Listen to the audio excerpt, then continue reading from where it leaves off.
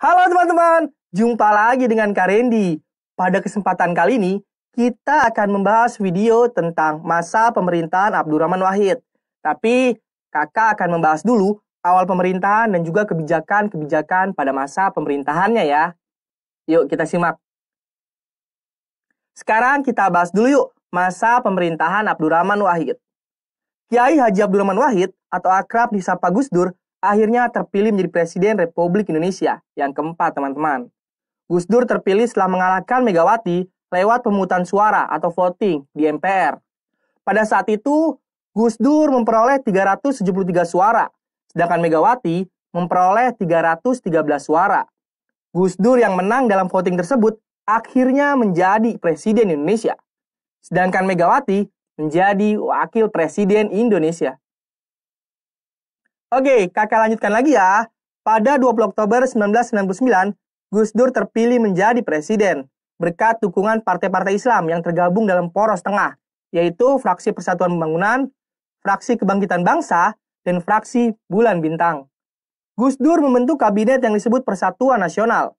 Kabinet koalisi yang meliputi anggota berbagai partai politik, antara lain PDI Perjuangan, PKB, Golkar, P3, PAN, dan Partai Keadilan, non-partisan, serta TNI. Sekarang kita mulai kebijakan pemerintahan pada masa Gus Dur.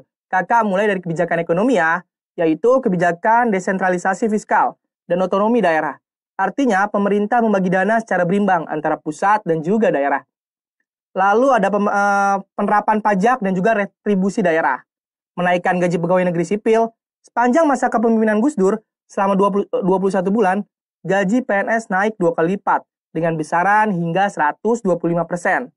Bunga kredit perumahan dipangkas agar sektor perumahan kembali bergairah.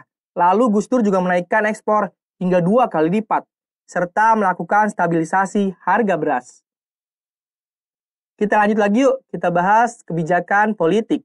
Pada saat itu, Gus Dur membubarkan Departemen Penerangan, karena di masa Orde Baru, Departemen Penerangan merupakan alat bagi Soeharto untuk mengekang kebebasan pers. Gus Dur juga membubarkan Departemen Sosial karena dianggap sebagai sarang korupsi. Gus Dur juga menetapkan pemisahan TNI Polri dengan dikeluarkannya Kepres nomor 89 tahun 2000 yang ditegaskan dengan ketetapan MPR nomor 6 tahun 2000 tentang pemisahan TNI Polri. Oke, yang terakhir kita bahas kebijakan dalam bidang sosial. Gus Dur menyetujui penggantian nama Irian Jaya menjadi Papua. Gus Dur juga mencabut peraturan mengenai larangan terhadap PKI dan penyebaran Marxisme dan Leninisme pada ketetapan MPRS nomor 25 tahun 1966. Gus Dur juga memperbolehkan masyarakat etnis Tionghoa untuk beribadah dan merayakan Tahun Baru Imlek. Pada era Gus Dur, jumlah agama yang diakui di Indonesia berubah menjadi 6, dengan bertambahnya agama Konghucu. Oke teman-teman, kita sudah membahas masa pemerintahan Abdurrahman Wahid, dari awal pemerintahan hingga kebijakannya. Nah, kakak punya pertanyaan nih untuk kalian.